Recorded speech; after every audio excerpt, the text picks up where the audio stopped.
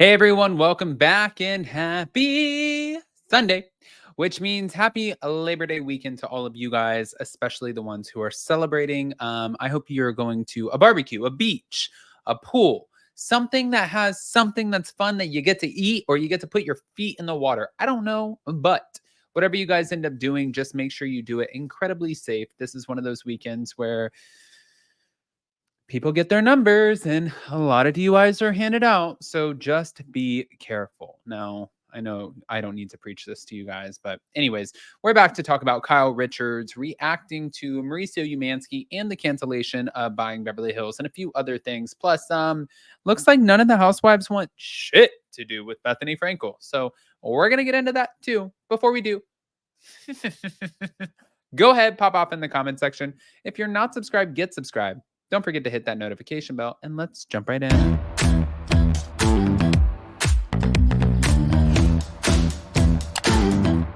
Cause no one can do it like we do it, like we do it, like we do it. Cause no one can do it like we do it, like we do it, like we do it. All right, guys. So where do we start? Well, right here. Thank you to Kyle Richards. Thank you to Reality Blurb. Kyle Richards addressed the recent cancellation of her estranged husband's Netflix series Buying Beverly Hills while appearing on Amazon Live earlier this week, while also sharing her daughter's reactions to the news, teasing what is to come on The Real Housewives of Beverly Hills, and revealing if she followed Tom Girardi's trial. Kyle looked back on the production of the upcoming episodes and spoke of who will surprise viewers the most. The fans have been very upset about buying Beverly Hills. So many people are like, why? I've seen articles about why would they do that. So who knows? You never know what will happen, is what she said on Amazon Live just 4 days ago. In addition to starring Mauricio, Kyle's daughters, Farrah, Alexia, and Sophia, they were also featured, obviously. However, as Kyle pointed out, they never wanted to be on TV. They're all businesswomen. They only care about business. They found it very overwhelming to shoot Buying Beverly Hills. They came to me in tears so many times. They never cared about being on TV. And they said, I can't believe how difficult this is, from everything from personal stuff to scheduling. I mean, Alexia was in tears one day just having to find 3 things to wear. And I think that they were a little like, oh, okay, that's too bad. But they were not very upset, to be honest. Now, they would love it if it happened again, but they are very focused on selling real estate. So I'm proud of them for that. I mean, I would imagine it's a lot of shit. Moving on to Beverly Hills season 14, Kyle said that there was a lot of shift in alliances between the cast and tough times ahead for her and Tariq Kimsley, both of whom are currently separated from their respective partners, Mauricio and Paul, PK. The dynamics have changed a lot within the group. There's a lot of fun stuff, a lot of lifestyle things that you guys like to see, I think, but there's drama, of course. There's times that we laugh so hard and I'm literally crying from laughing. It's tough this season for me, though. I think for Dorit, I think you guys are going to really like it overall. Now, while Tom Girardi, the estranged husband of Erica Jane, was found guilty of fraud earlier this week after stealing millions from former clients, Kyle said, not been keeping up with this trial. I have not. I haven't seen anything about that. Kyle then confirmed that she and her castmates have wrapped filming on the new season, saying, we're done filming, so now it's just interviews.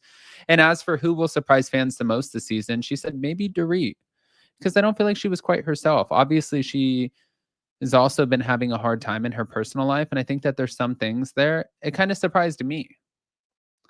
So Dorit, out of all people, she's the one in question.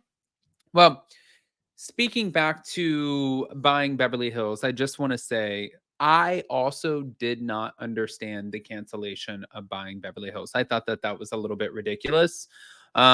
But I didn't know the numbers. To be fair, Netflix said, well, partially it was because the numbers were down, the ratings were down, and Netflix has a lot of competition, selling Sunset, selling OC. Selling OC did incredibly.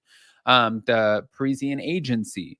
So there are a lot of competing shows for something like Buying Beverly Hills, but Buying Beverly Hills, like the first few weeks that it's announced, they live in the top 10. So I don't know how the ratings were that bad unless Netflix was just pushing them in the top 10.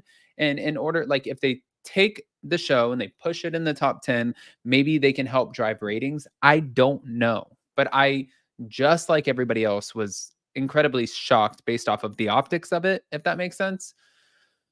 But hold on, we're not done. It's never done. Now, let's get over here because, again, thank you to Reality Blurb. Members of the Real Housewives franchise are said to be distancing themselves from the former Real Housewives of New York City alum Bethany Frankel amid her messy feud with her ex-friend and boss, Andy Cohen. Following Bethany's calls for reality stars to form a union and her ongoing criticism of Andy Cohen, which has included accusing the Watch What Happens Live host of battling racism and using the Bravo shows to get rich, an insider claims the women of the franchise are avoiding Bethany so they don't get on the bad side of Andy. The ladies felt that they had to pick a side and everyone chose Andy. Not only is he nicer than Bethany, but he's the guy who pays their bills. But prior to taking a stand against Andy, she starred on Roni for 8 seasons and in her Bethany Ever After spinoff for 3 seasons and often appeared on his late night show. And she wasn't professionally friendly with Andy. In fact, the two of them were once close. So when she betrayed him, it hurt even more. As fans will recall, Bethany fired off a legal letter from her attorneys in which she targeted Andy and Bravo, as well as their parent company, NBC Universal, saying the sordid and dark underbelly of NBC's wildly consumed reality TV universe has remained under wraps for far too long. But a short time later, during an interview with Vulture, Andy described his former friend's behavior against him as a sustained attack. He also spoke of Bethany in an interview to The Hollywood Reporter, admitting to feeling hurt by her claims against him. I'm super proud of what we built and of everybody who's been a part of it. I think most of the people involved with these shows have been very grateful for the platform, but there will always be a few complaints. Obviously, it's no fun to be a target, so yes, it's hurtful, but I have no regrets about the way I've handled anything. I know what the truth is, and I know how I've conducted myself, and I walk tall every day on that. Now, although Luann de Lesseps recently reunited with Bethany in the Hamptons, she later suggested that her former friend co-star used her teenage daughter, Bryn, to get to her. After watching Bethany's video and still being blocked by her on social media, I realized she just used her daughter to get to me. And it kind of hurt my feelings. Mm.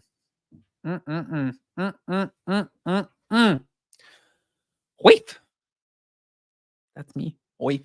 All right, guys. I hear what your thoughts are. Pop off in the comment section, please. Do not forget to hit that notification bell. And also, tomorrow we are going to be on Labor Day doing another Hot Messy Topics, I believe, with Ashley from Taste of Reality. But also, I am putting out a podcast with Monica Garcia from the Real Housewives of Salt Lake City. If you guys haven't checked it out, anywhere you get your podcast, just go to Up and Adam. But also, if you haven't seen the promo, roll the tape.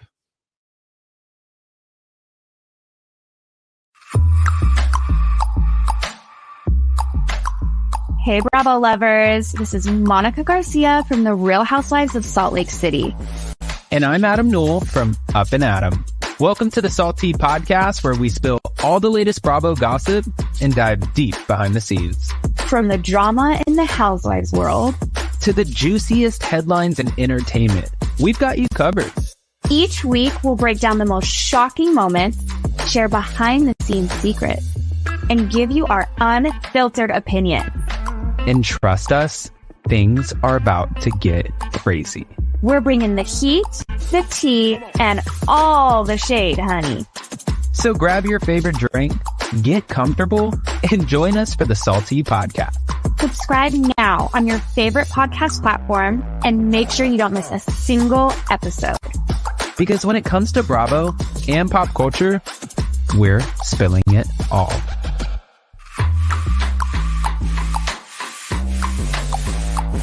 Switch it.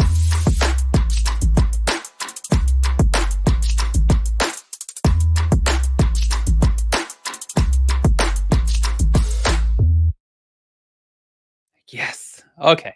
All right, guys, pop off. Let us know what you think and enjoy the pool, barbecue, or whatever you're doing this fine Labor Day weekend. Love you guys.